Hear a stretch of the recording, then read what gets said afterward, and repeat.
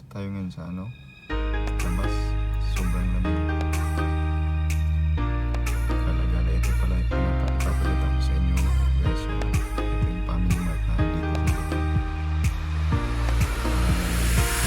Store sa akin sa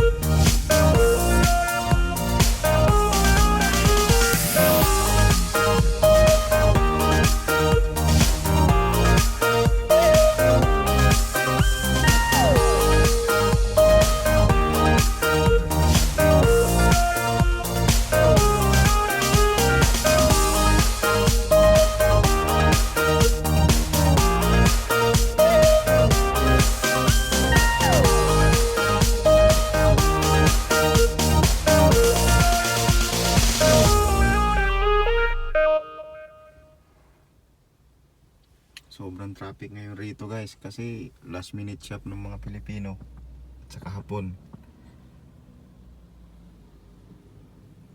Kasi bukas bakbakan na naman. Yan yung bilihan ng kung gusto mong bimili ng mga second hand, dyan ka makakabili. May mga murang marami din dyan guys.